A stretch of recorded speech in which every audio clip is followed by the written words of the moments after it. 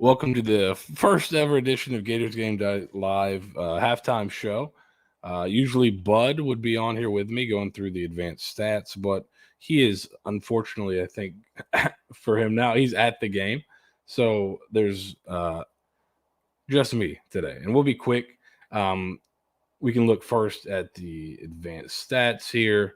It doesn't paint a really good picture. When you're as bad as Florida's been on third down, that's gonna happen. It's not gonna look good. So here's from game on paper some of the advanced stats. Green is good, purple is bad. Success rate, Florida's been really bad, and that's something they were really good at last season. They were pretty good in terms of success rate. They're not great in terms of EPA because they weren't explosive. So far in this game, just not able to string drives together. When you don't do that, you can't be successful.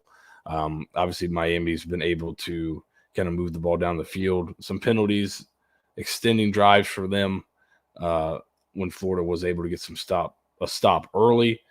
Could have made the game a little bit tighter, but you've been outplayed pretty much the whole first half. There's not much to it. Hasn't been explosives for the most part. So the explosive play rates for both teams is pretty low. But this third down success rate, Florida not converting any third downs.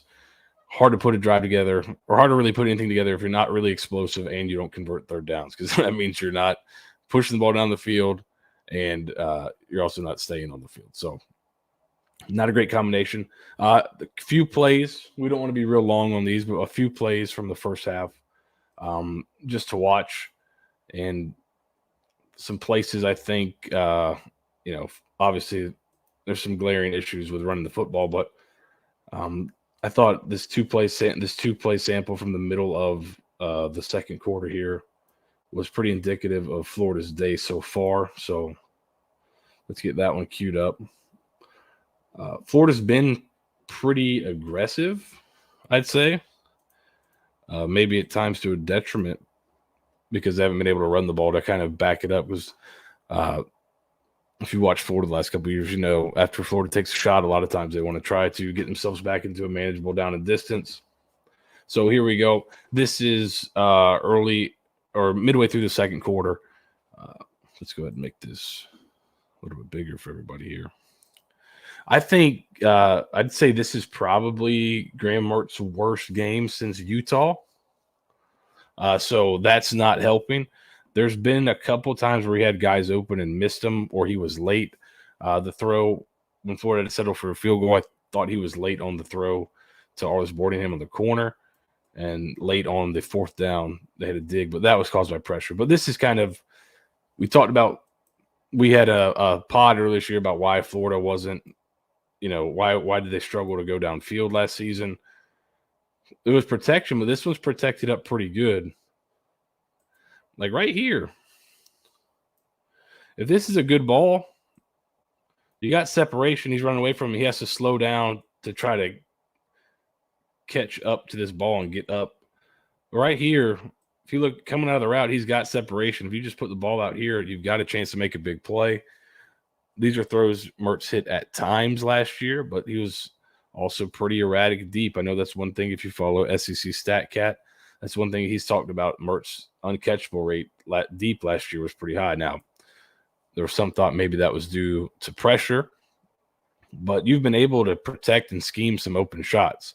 I don't think the protection has been terrible. They've got some good pass rushers, so they're going to get at you, and they play downhill, so you got to expect that. But so there's, I think, a good look at you generate some open throws down the field. You hit that one, the game's totally different, but you miss it. And then the third down right after it, you're just going to run split zone, motion him out. If he goes with him, right? If he doesn't go or he's slow, they probably just throw this to Wilson and let him play out in space. I mean, it's not a terrible idea just to throw it to him, let him play out in space anyways. But if you look right here, Florida's just running, looks like split zone. You got two for him, working up to him. You got two working up here. You should have a hat on a hat, but you lose this block right here. kind of splits the double team. The guard leaves a little too early, doesn't get off the block, and kind of trips. I think that's Cam Waitson at guard, by the way. And then the tackle's not able to overtake. If you have that, you get these two off the edge. If you get him blocked, you have a lane to run in. So there was an opportunity there to make a play, but you see the guard is on the ground. The double team gets split. Miami, we talked about it before in our preview, really aggressive. You got to test the edges, and Florida comes back and does that here. Right when they get in this front, which is, for all intents and purposes, a bear front. We talked about, I think we showed an example of Florida State ran speed option this way weak. Florida's going to pin and pull. So really, if you can get this guy pinned in here and you're bringing bodies out, now you've got a chance, right, to get some bodies. So really good job by Hayden Hansen right there. And then you get two, and you end up getting your second puller here. Does a great job cleaning it up. I think that's Slaughter. Safety goes inside, and then Montrell Johnson does a great job getting vertical and finishing this run here for a touchdown. All right, so let's talk a little bit of defense. Early, I thought the plan, and if you've watched Cam Ward, he is really dynamic. He extends plays. That wasn't anything that we didn't talk about in the preview. He had at times he would give the ball up, and we saw that. Take risks, throw across his body. Florida's defense has been on the field a lot. They haven't been able to make him super uncomfortable, and they got caught here on this last touchdown. I think, and we're about to put it up here. So I believe Florida calls one of their stack checks, which they call top hat. I think you can see them signal it. All right, so let's throw this up here. So right here, if you can see right there, it looks like he's tapping the top of his helmet. That is something they have. They have a stack check. So if they think the receivers are stacked, they have a stack check called top hat. And the rule on that is man if they stay 1 and 2. So if number 1 stays number 1 and number 2 stays number 2, they're playing man coverage, right? So right here, they're just going to run speed out in a corner. So if that's the rule and he's taking number 1, that means he should be taking number 2. If this is top hat, I'm guessing just based on the tap in the helmet. So in top hat, man is number 1, number 2, and then the free safety is supposed to leverage the deepest.